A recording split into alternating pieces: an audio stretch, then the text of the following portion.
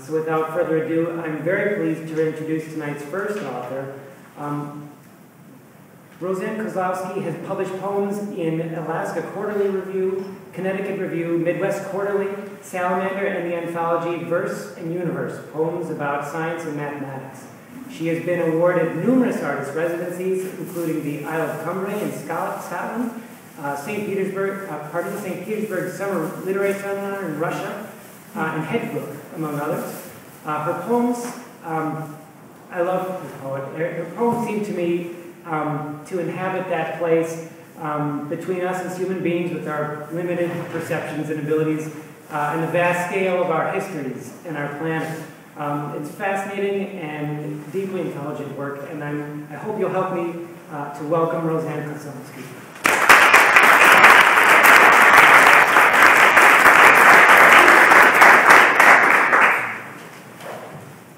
Thank you so much, and thank you to the Massachusetts Cultural Council, and to all of you for being here, and of course to the fellow writers who will be reading after me, and especially to my family who came here tonight. The first two poems I'm going to read are about my family, and the first one I'm hoping that my mom will understand. She's so worried she's not going to understand my poetry.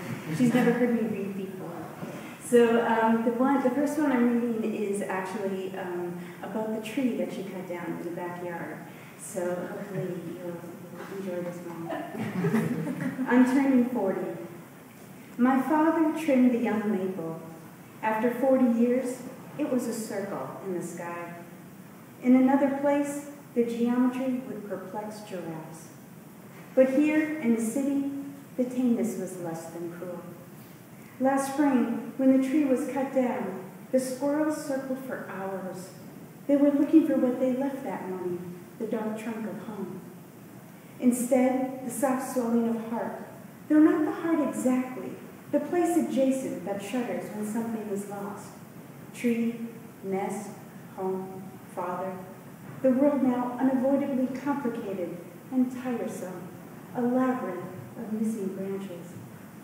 The squirrels stare. The cardinal zips through the phantom leaves thinking, they're all so literal, the ones who can't take flight. I don't know where loss finally settles, maybe in discarded limbs, the texture of skin, or carried in the veins until the weight pulls your hands to the earth. When you hold one palm to another, it fills with rumors.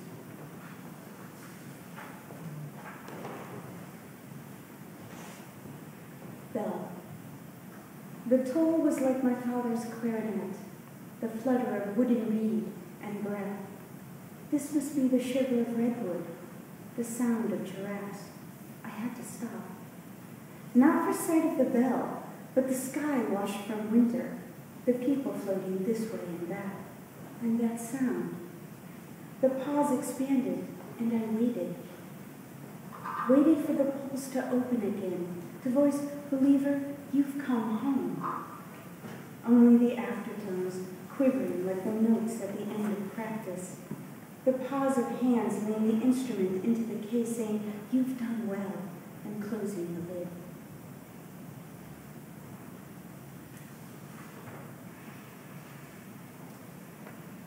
The next poem that I'm going to read is called Woman and Harp, and I had gone to an opera, and I was just so overtaken by the woman who was doing playing the harp and how she coveted the instrument that she was playing, and so this is a Woman and Harp. Her mouth is conscious of the next note, play it or not. Listen, not to the vein of beginnings or the measured end. We all accomplish this, but here in the making towards, where I sense an untouchable gathering in my chest, where I can lay my finger on the honeycomb sharp, now piercing towards the balcony like a burst of thistle.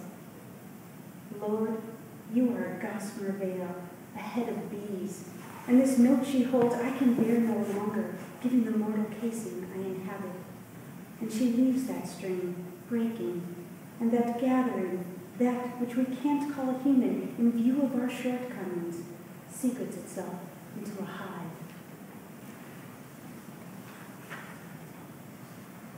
I'd like to read to you a few of my newer poems, and I'd like to also think that they're a little more lighthearted.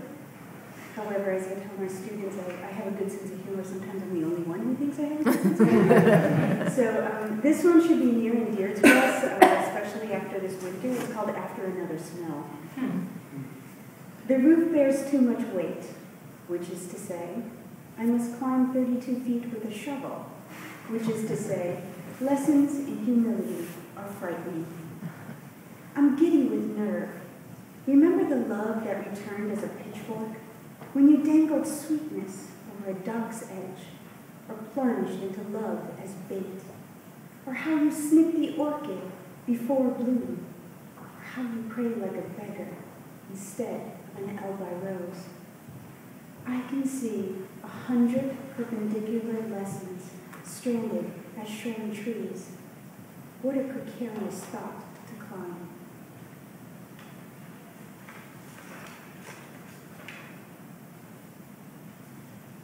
Why I'm single. My breath solidifies. I can't find the back door, so I circle the living room carpet as an exponent. I need to pick up pennies before they expire.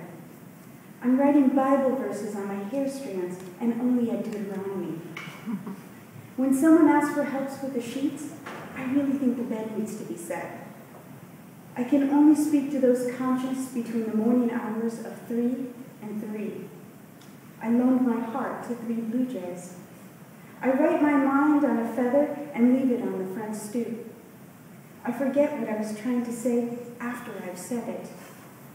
I can't get myself out of saying I, with its hard hat and concrete boots. I, forget there's a you.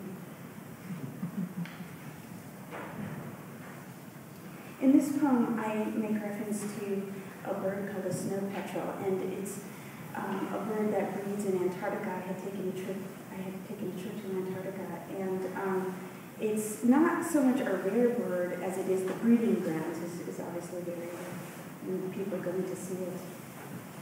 The poem is called Trying to Abandon Myself, I Find I'm Still Here.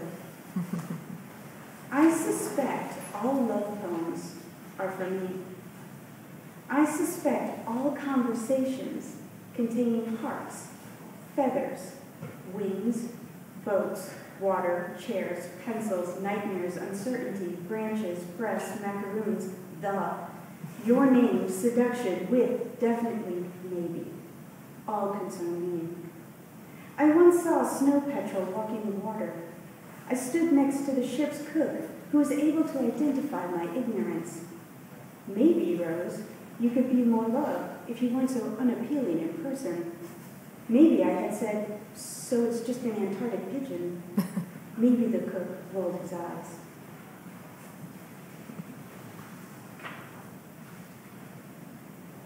Practicing perfection. I need to practice dying. The last time, my legs were in a state of ickiness, a clotted vibration, curdled iron that muscled into my marrow. How will I stand the pressure? Still, I'm optimistic. I envision a guy. The icy path is, he'd say, turning me like a butterfly wing. And once at the door, I hope the Lord doesn't ask, who is this at my step? How embarrassing for both of us. Well, you remember, I found for my latitude and longitude. Does that even exist? And imagine the number residing at, say, the prime meridian in London. What's left to distinguish me but faults and inconsistencies? The one who wrapped the sundae in a napkin and tossed it in the mailbox. The one who stepped on a Japanese beetle. I wasn't even past year 10 and on my way back to Earth again. My feet touch and I find the answer in my eye. I am you. How easy to lose location, which is why I need the practice.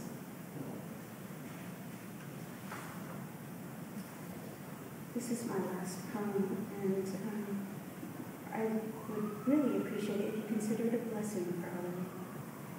The poem is called Find Things Before They're Lost. May you walk in your body as a goat upon steps, Sleep like a dimpled pumpkin in October. Shine on the flanks of deer drinking the black water of night. May you become a river of soft, teething fish. Dine as a lion intoxicated by heat. Glide as a boat on a handkerchief. May the little inferno of me cast its bells. In the autumn of our eyes, may we both find the distance between possible and absurd and cover it in seeds.